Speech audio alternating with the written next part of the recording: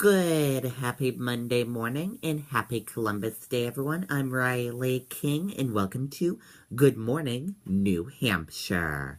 Let's get started. First up, 1 killed, 4 injured in multi-car crash on Route 202. Let's take a listen to this video from WMUR News 9. Want to lower your monthly payment? If your car loan interest rate is over 2.9%, go to fixmyloannh.com and upgrade today. Go to fixmyloannh.com and stop overpaying for your car. fixmyloannh.com.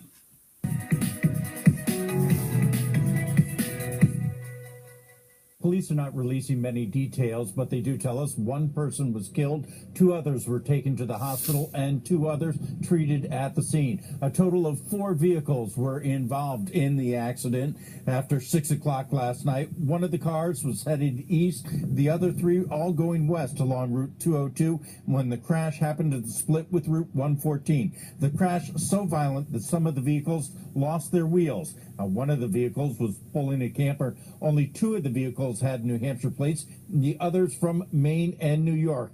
Right now, it's unclear what caused the crash. We hope to learn more later this morning. Reporting live in Henniker, Ray Brewer, WMUR. Okay, and there you go on that report.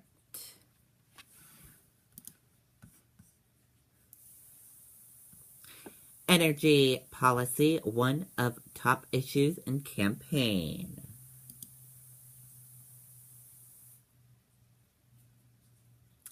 Let's take a listen to this video from WMUR News 9. Is over 2.9%. Go to fixmyloannh.com and upgrade today. Go to fixmyloannh.com and stop overpaying for your car. fixmyloannh.com.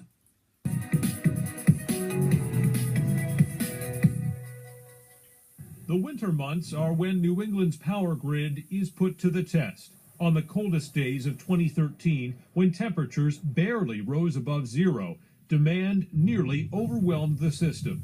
We came the closest we'd ever been to putting the lights out during the winter period. It would have been a shocking failure, but ISO New England President and CEO Gordon Van Wheely, the man responsible for ensuring the region's power supply, recently said the current state of the grid is even more precarious. And I chose that word carefully because we can keep the lights on in the wintertime with the current resource base as long as something bad doesn't happen. Speaking one-on-one with News 9, Van Wheely says he's worried about New England's energy future. In the next 3 years, the grid will lose 2 major power plants in Massachusetts, a coal and oil-fired facility at Brayton Point and Pilgrim Nuclear Station. Van Wheely says renewable energy resources and the current natural gas infrastructure won't be able to make up the difference. Something's got to give in this equation, so we can't just keep losing non-gas resources without doing something about replacing that energy and or beefing up the gas infrastructure within the region. But energy projects have become increasingly controversial. Northern Pass remains a hot-button issue in the North Country, and the proposed Northeast Direct gas pipeline through the Monadnock region fell through after facing widespread opposition. Environmentalists are hoping to make the energy economy fossil fuel free by mid-century. Obviously, we have a ways to go. We're still pretty dependent on some fossil fuels, but as we continue to invest in new energy technologies, as those costs come down, as we build out the infrastructure for distributed energy generation, I think we will be able to achieve that goal. Stuck in the middle of all of this are the ratepayers. Some of them are looking into generating their own power from wind or solar to defray rising costs. When you ask people if they could help and be a part of that new energy future, they want to be a part of it, and they want clean energy. But for most, home generation remains out of reach. Public utilities insiders say even for the government, major investment in wind and solar isn't cheap. If you're going to get more renewable energy, if you want to get less carbon dioxide, it's going to cost you more money.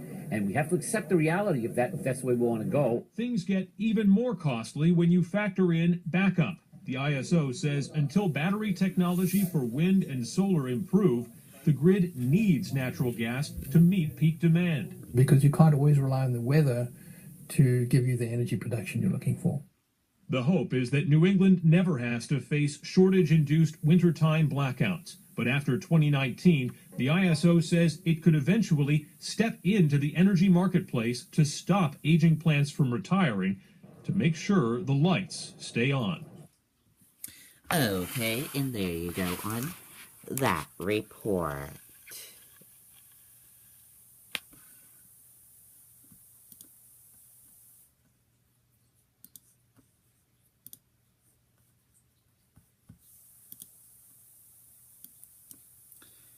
Second presidential debate, 11 moments that mattered. Let's take a look at the 11 moments.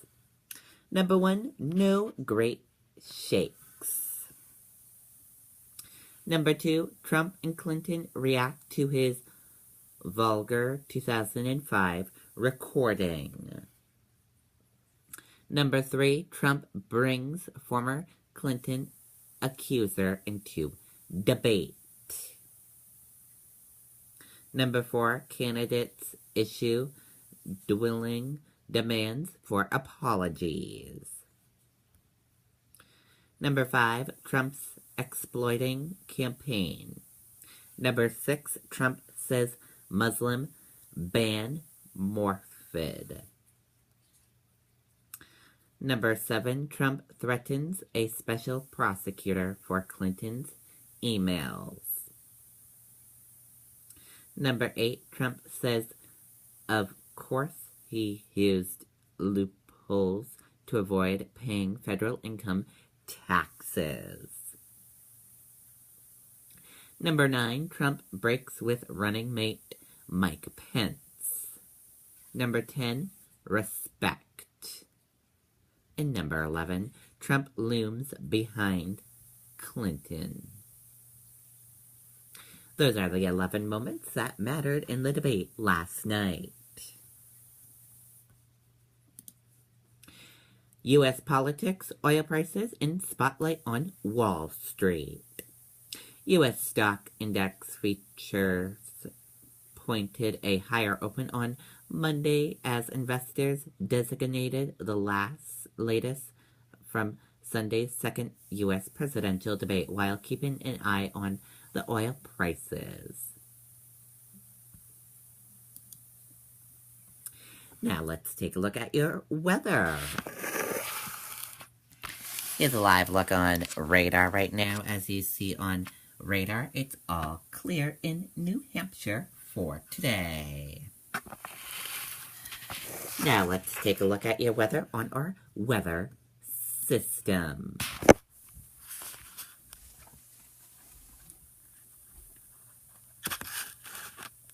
Your weather on our weather system.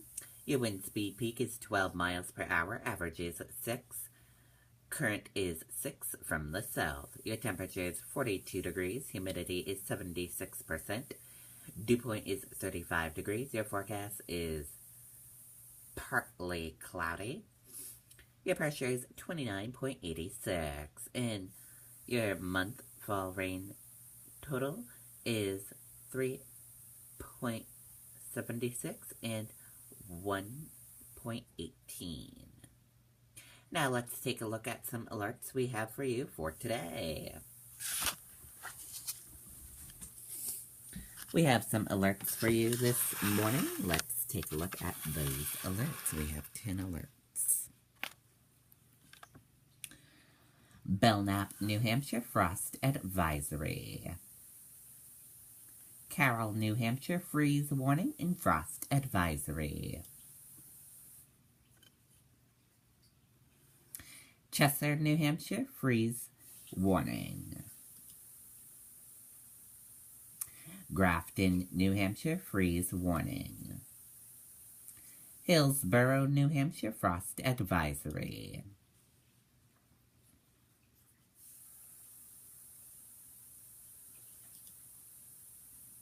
Merrimack, New Hampshire, frost advisory. Rockingham, New Hampshire, frost advisory. Stratford, New Hampshire, frost advisory. In Sullivan, New Hampshire, frost advisory. And we have a closing for you this morning. Stoddard is closed for today. And now let's take a look at your next 7-day forecast. Your weather for today, chilly, breezy, 58 degrees. And now let's take a look at your traffic. Here's a look at your traffic right now. We're seeing a lot of green roadways, and we have a few yellow spots and a few little red areas. Otherwise, your traffic is moving pretty good on your Monday morning. And we're going to take a quick commercial break. Don't go anywhere. We'll be right back with more of Good Morning New Hampshire. We'll be right back. Goodbye, everyone.